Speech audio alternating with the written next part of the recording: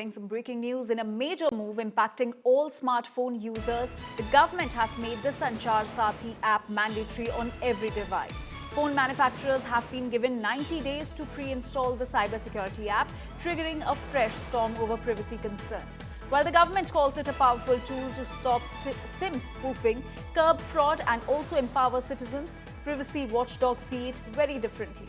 Privacy champions are crying foul, calling it a diktat that could open the door to surveillance. The controversy intensified after the diktat said that users will not be able to disable the preloaded app, raising fears of constant monitoring.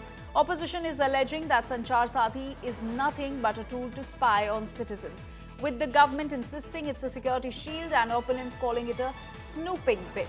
My colleague Cyrus is now joining us with more details on this. Cyrus, give us more details about this app and what prompted the government to make it mandatory on all the smartphones.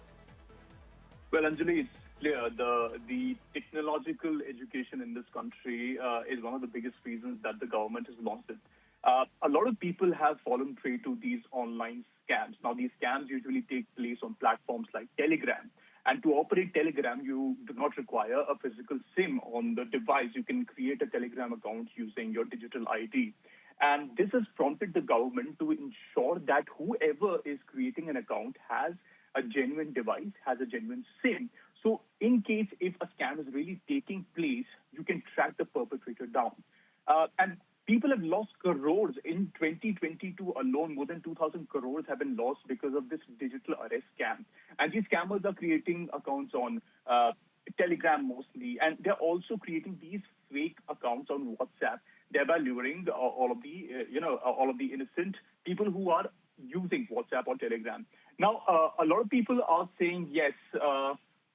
Snooping can be done using this, because if you want to validate your device, you can go on the CEIR website online and then you can validate your device. Why do you need to have an app already pre-installed and you're not able to delete it? So yes, there are certain voices that are saying that this is really not good for the autonomy, not really good for having the right to have all of the data on your device. So I think government, I feel it's a good move, because people usually are not aware whether their devices are genuine, whether any kind of malicious application is being installed on their smartphone. So I think this is a good move.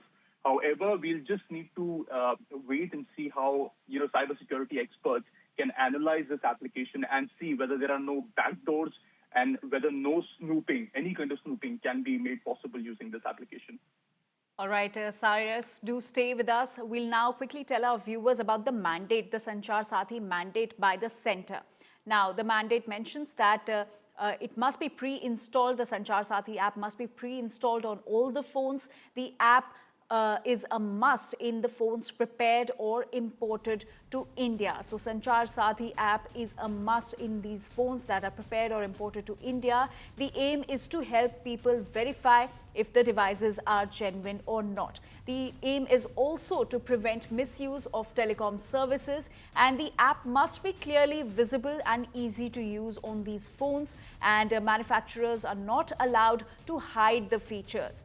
The companies have 90 days to comply with this order of pre-installing the Sanchar Saathi app on the smartphones and file compliance report in 120 days. This is what the centre's mandate on the Sanchar Saathi app says.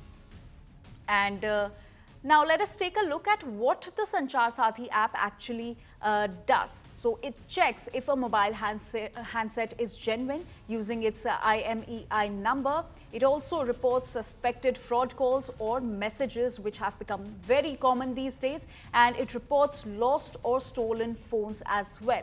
It also sees all mobile connections issued in the particular person's name. It accesses trusted contact details for banks and financial institutions as well. This is what the Sanchar Saathi app does.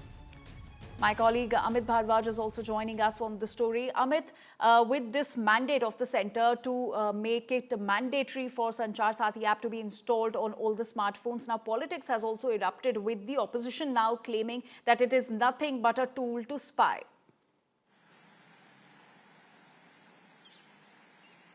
Anjali, the opposition parties are pretty clear about it, and it didn't take them much time to take a stance when it comes to Sanchar Saathi. In fact, K.C. Venugopal of the Congress Party, the General Secretary organization, drew that line for the opposition leaders to follow, or more so for the Congress Party to follow, that they are going to oppose it. Now, they are saying that this is a dystopian regime. This is, beginning of a regime of Big Brother, where you will be under the watch all the time on your devices. Somebody is listening to you. That's the fear or allegation that the opposition parties are pointing at this point in time. And different political party leaders, from the India bloc are pointing at the same theory of Big Brother. It is essentially the opposition parties claiming that through Sanchar Saathi, because it cannot be uninstalled, disabled on mobile phones, it can very much act like a watchdog on your phones, or somebody snooping on you constantly. That's what the opposition parties are raising at this point in time. Certainly the government will also want to clarify, and the